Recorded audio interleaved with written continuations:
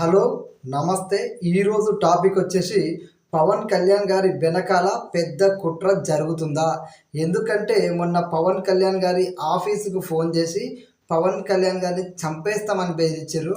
ఆ చంపేస్తామని బెదిరించినోడిని పట్టుకున్నారు. మరి ఏమైంది ఆ కేసు సంగతి? అదేవిధంగా పవన్ కళ్యాణ్ గారు పార్వతీపురం మన్యం ప్రాంతానికి పోయిండు.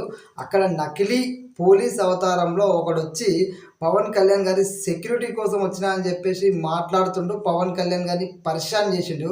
మరి ఈ నకిలీ పోలీస్ కథ ఎడిపోతుంది. అదేవిధంగా పవన్ తటికి కారణము పోలీస్ శాఖ నిర్లక్ష్యమా, లేకపోతే పవన్ కళ్యాణ్ గారి నిర్లక్ష్యమా, లేదంటే హోంశాఖ నిర్లక్ష్యమా, ఇవన్నీ ఈరోజు మాట్లాడదాము. అదేవిధంగా పవన్ కళ్యాణ్ గారు కడపలో ఎంపీడీఓ మీద, దళిత ఎంపీడీఓ మీద వైసీపీ నాయకులు దాడి చేసిర్రు. ఈ దాడి చేసిన సంఘటన తెలుసుకొని పవన్ కళ్యాణ్ గారు స్వయంగా కడపకు పోయిండు. అసలు ఏం జరిగింది, ఓవరాల్గా ఈ 3 టాపిక్స్ పవన్ కళ్యాణ్ గారి మీద కుట్రకి, అదేవిధంగా పవన్ కళ్యాణ్ గారి కడప జిల్లా పర్యటన గురించి ఈ వీడియోలో క్లుప్తంగా మాట్లాడుకుందాం. టాపిక్లోకి వెళ్ళబోయే ముందు దయచేసి ఒక లైక్ ఇవ్వడం మర్చిపోకండి. అదేవిధంగా వీడియో పూర్తి చూడండి. మీకు నచ్చితే మాత్రం సబ్స్క్రైబ్ చేసుకోండి. ఈరోజు టాపిక్ వచ్చేసి పవన్ కళ్యాణ్ గారి మీద పెద్ద కుట్రకు తెరలేపిర్రా. పవన్ కళ్యాణ్ గారికి దేశవ్యాప్తంగా పెరుగుతున్న ఆదరణ, ముఖ్యంగా ఆంధ్రప్రదేశ్లో పవన్ కళ్యాణ్ గారు చేస్తున్న పనులకి ఒకవైపు సీసీ రోడ్లు వేస్తుండు, మరొక వైపు అభివృద్ధి కార్యక్రమాలు చేస్తుండు. మన్యం ప్రాంతానికి చెప్పులు లేకుండా నడుచుకుంటూ పోయి ఆ ప్రజల కష్టాన్ని వింటాడు. సీజ్ ద చిప్ అని చెప్పి ప్రజలకు సంబంధించిన బియ్యం అక్రమ రవాణాను అడ్డుకున్నాడు. అదేవిధంగా దేశవ్యాప్తంగా పవన్ కళ్యాణ్ గారు 100% స్ట్రైక్ రేట్తో గెలిచినప్పటి నుంచి ఆయనకు పెరుగుతున్న ఆదరణని ఓర్వలేక ఆయన వెనకాల పెద్ద కుట్ర జరుగుతున్నట్టుగా స్పష్టంగా అర్థమవుతుంది. ఎందుకంటే ఆయన ఆఫీస్కి ఫోన్ చేసి ఆయనను చంపేస్తామని బెదిరిస్తారు అంటే ఎంత ధైర్యం ఉండాలి వాళ్ళకి? పవన్ కళ్యాణ్ గారిని టచ్ చేసే దమ్ము వాళ్ళకు ఉన్నదా? కానీ వాళ్ళు ఎందుకు అంతలా బరి తెగించి పవన్ కళ్యాణ్ గారు అధికారంలో ఉన్నాడు, అదేవిధంగా డిప్యూటీ సీఎం హోదాలో ఉన్నాడు అని మర్చిపోయి పవన్ కళ్యాణ్ గారికి ఫోన్ చేస్తూ ఆఫీస్కి ఫోన్ చేసి చంపేస్తామని బెదిరిస్తున్నట్టే దీని వెనకాల ఎంత పెద్ద కుట్ర ఉందో మనకు స్పష్టంగా అర్థమవుతుంది. ఎందుకంటే నార్మల్గా ఉండేవాడు పవన్ కళ్యాణ్కి ఫోన్ చేసి ఏదో బెదిరిస్తా అంటే అంత ఈజీ ముచ్చట కాదు. ఖచ్చితంగా దీని వెనకాల ఏదో ఒక కుట్ర జరుగుతుంది కాబట్టి ఈ విధంగా చేశారు. మొన్నటికి మొన్న మన్యం ప్రాంతానికి వేయండు. ప్రజల కష్టాలు తీర్చాలని చెప్పులు లేకుండా రోడ్లు లేని ప్రదేశాలకు పవన్ కళ్యాణ్ గారు రాళ్ళు రప్పలు నడుచుకుంటూ పోయి ప్రజల కష్టాలు విన్నాడు. నకిలీ పోలీస్ అనేటోడు, పోలీసులు అసలు పోయేది నక్సల్ ప్రభావిత ప్రాంతానికి. అంత సింపుల్గా ఎవడు పోలీసోడు, ఎవడు బయటోడు, ఎవడు నకిలీ ఓడో తెలుసుకోలేనంత అమాయకంగా ఉన్నారా అనేది కూడా ఆలోచించాలి. ఎందుకంటే సాక్షాత్తు ఒక రాష్ట్ర ఉప ముఖ్యమంత్రి ఆయన ఒక మన్యం ప్రాంతానికి పోతుంటే ఎంత కట్టుదిట్టమైన భద్రత ఉండాలి. ఇట్లా మామూలుడే పోలీస్ వేషంలో వచ్చి పవన్ కళ్యాణ్ గారికి సెక్యూరిటీగా ఉంటా అన్నట్టుగా అసలు పవన్ కళ్యాణ్ గారి మీదతోనే గేమ్స్ ఆడుతూ ఉంటే నిజంగా పోలీస్ శాఖ వాళ్ళు ఇంత నిర్లక్ష్యంగా ఉంటే ఎట్లా అసలు? ఎందుకంటే పవన్ కళ్యాణ్ గారి పర్యటన అంటే అంత సింపులేనా? అంటే పవన్ కళ్యాణ్ గారికి ఒక డిప్యూటీ సీఎం అనే దాన్ని మర్చిపోతుర్రా పోలీస్ వాళ్ళు? ఎందుకంటే పవన్ కళ్యాణ్ గారు మన సనాతన ధర్మం గురించి మాట్లాడినా, పవన్ కళ్యాణ్ గారి ప్రజలకు రోడ్ల గురించి మాట్లాడినా, పవన్ కళ్యాణ్ గారు గ్రామ పంచాయతీలో ఒకేసారి గ్రామ సభలు నిర్వహించి ఒక రికార్డు క్రియేట్ చేసిన, గూగుల్ ట్రెండ్స్లో పవన్ కళ్యాణ్ ప్రపంచవ్యాప్తంగా 2వ స్థానంలో వచ్చిన, ఎన్ని అవార్డులు వచ్చినా, ఎన్ని రివార్డులు వచ్చినా ఆయన ఆలోచన మాత్రం ప్రజా సంక్షేమం కోసం ఉంటుంది. ఆయనకు దేశవ్యాప్తంగా మన మహారాష్ట్ర ఎన్నికల్లో కూడా ప్రచారం చేసిన ప్రతి చోట గెలిచిండ్రు. ఇలా అన్ని రకాలుగా దేశవ్యాప్తంగా ఆయన గెలిచిన 21కి 21 ఎమ్మెల్యే, 22 ఎంపీలతో కలిపి మొత్తం 23 స్థానాల్లో 100% స్ట్రైక్ రేట్తో గెలిచినప్పటి నుంచి ఆయన వెనకాల పెద్ద కుట్ర జరుగుతుంది. ఎందుకంటే ఆయనకు పెరుగుతున్న ఆదరణ ఓర్వలేక ఏదో చేస్తున్నారు. మొన్న కాల్ చేశారు, నిన్న సెక్యూరిటీ నకిలీ పోలీసు రూపంలో వచ్చారు, రేపు ఇంకోటి జరుగుతుంది. మరి ఎవరు బాధ్యత వహించాలి? పవన్ కళ్యాణ్ గారు ఏమైనా నిర్లక్ష్యంగా ఉన్నారా అంటే పవన్ కళ్యాణ్ గారు కూడా చాలా నిర్లక్ష్యంగా అయితే లేరు, కానీ ఆయన నిర్లక్ష్యంగా ఉన్నాడని వాళ్ళు గ్రహిస్తారు.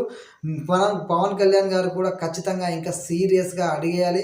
పవన్ కళ్యాణ్ గారి ఆఫీస్కి ఫోన్ చేసి పవన్ కళ్యాణ్ గారిని చంపేస్తామని బెదిరించారు. మరి వాడిని పట్టుకున్నాము, ఆ బాపట్లలో పట్టుకున్నాము, ఇక్కడ పట్టుకున్నాము అని చెప్పి మాటలు చెప్పారు.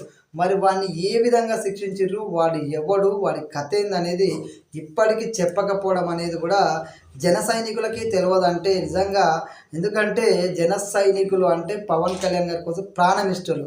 అలాంటి వాళ్ళకి కూడా ఇప్పటిదాకా అసలు ఎవడు వాడనేది తెలియకుండా చేశారు. No problem. ఇప్పుడు పార్వతీపురంలో నకిలీ పోలీసుగా వచ్చిండు. మరి వాడిని పట్టుకుంటారా, వాడిని ఏం చేస్తారు, వాడు ఎవడు, వాడి ప్లాన్ ఏంటిది ఖచ్చితంగా బయట పెట్టాల్సిందే, బయట పెట్టి తీరాల్సిందే. ఎందుకంటే పవన్ కళ్యాణ్ గారి ప్రాణానికి లేదంటే పవన్ కళ్యాణ్ గారికి చిన్న గాయమైన జన సైనికులు ఊరుకోరు. జన సైనికులు ఎవ్వరు ఏం చెప్పినా, పవన్ కళ్యాణ్ గారు ఏ మాట చెప్పినా దాన్ని పాటిస్తారు. కానీ పవన్ కళ్యాణ్ గారికే ప్రాబ్లం తెప్పిస్తా అని ఎవడైనా అనుకుంటే వదిలిపెట్టరు. అది గ్రహించండి. ఒక పవన్ కళ్యాణ్ గారిని టచ్ చేయడం అంటే లక్షల మంది జన సైనికులను టచ్ చేయడమే. పవన్ కళ్యాణ్ గారికి హాని తలపెట్టాలని చూసిన వాళ్ళని కూడా కాపాడే ప్రయత్నం ఎవరైనా చేస్తే, వాళ్ళు ఎవరి తాలూకో తెలుసుకోకుండా నడుచుకుంటే ఖచ్చితంగా తీవ్ర పరిణామాలు ఉంటాయి. అది మాత్రం గ్రహించండి, గ్రహిస్తారని అనుకుంటున్నాము.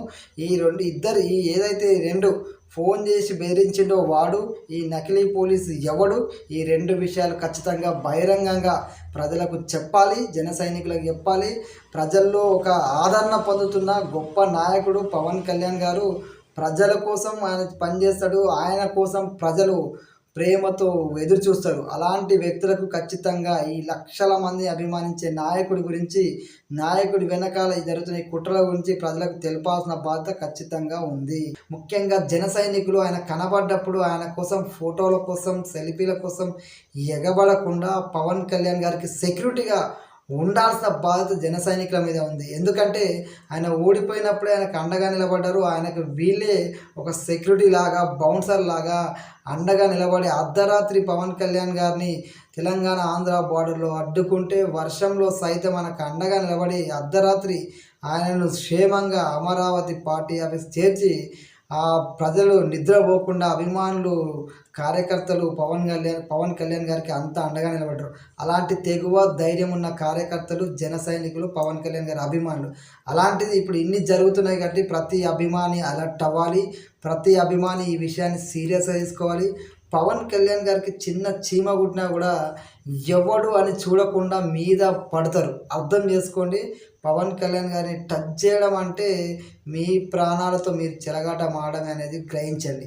అంతేగాని పవన్ కళ్యాణ్ గారి మీద రోజుకొకటి ఇటు హోంశాఖనా, ఇటు పోలీస్ శాఖనా, ఇటు పవన్ కళ్యాణ్ నిర్లక్ష్యం పక్కన పెడితే, పవన్ కళ్యాణ్ గారిని టచ్ చేయాలనే ఆలోచన వస్తే కొన్ని లక్షల మంది జన సైనికులు మీ మైండ్లో మెదలాలి. అది గుర్తుపెట్టుకోండి.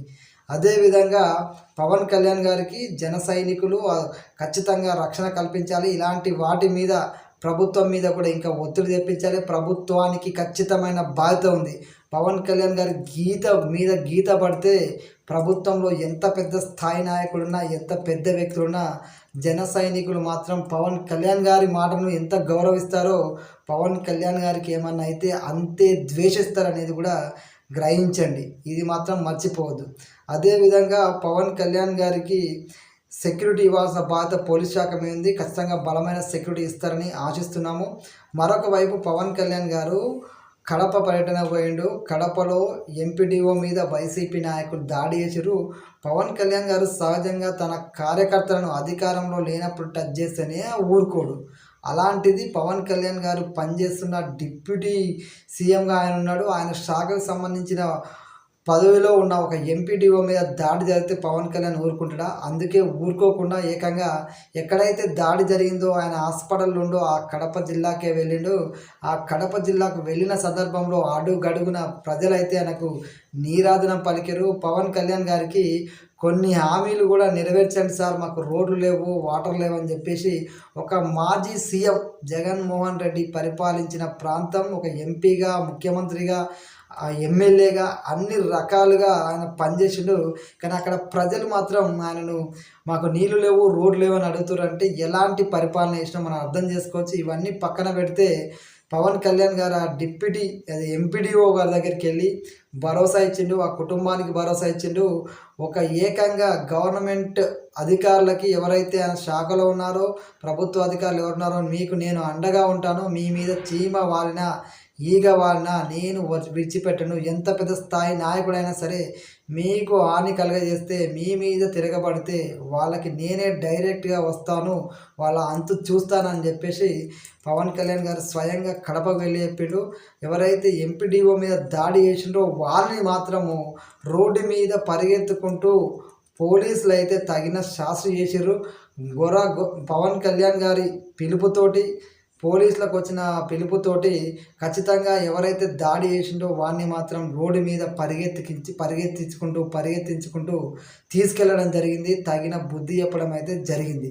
అదేవిధంగా పవన్ కళ్యాణ్ గారు స్ట్రైట్గా ఒక మాట కూడా చెప్పడం జరిగింది. ఎవరైనా సరే, ఎంత పెద్ద స్థాయి నాయకుడైనా సరే తోలు తీస్తాం, ఇట్లా అధికారుల మీద దాడి చేస్తే ఇంతకుముందులాగా వదిలేస్తారు, ఏదో బెదిరిస్తారని అనుకుంటున్నారు. కానీ అట్లా కాదు, ఖచ్చితంగా తగిన బుద్ధి చెప్తాము, మళ్ళొక్కసారి తప్పు చేయడానికి భయపడేలాగా చేస్తాము అని చెప్పేసి పవన్ కళ్యాణ్ గారు తనదైన స్టైల్లో స్ట్రైట్ వార్నింగ్ ఇచ్చిండు.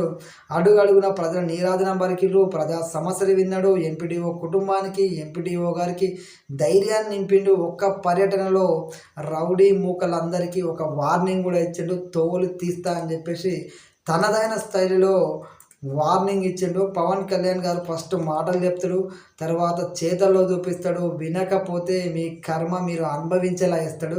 ఇది పవన్ కళ్యాణ్ గారు గతంలో ఎన్నోసార్లు నిరూపించడు, మళ్ళొక్కసారి కూడా అదే జరగబోతుంది, గ్రహించండి, దగ్గర పెట్టుకోండి. అదేవిధంగా పవన్ కళ్యాణ్ గారికి సెక్యూరిటీ మాత్రం ఖచ్చితంగా ఇవ్వాల్సిన బాధ్యత ఈ ప్రభుత్వం మీద ఉంది. హోంశాఖ దీనికి బాధ్యత తీసుకోవాలి. ఖచ్చితంగా ఆయనకు ఇంకొకసారి భద్రతా వైఫల్యం అనే మాట వినబడితే జన సైనికులు తిరగబడతారని కూడా గ్రహించాలి. జై హింద్.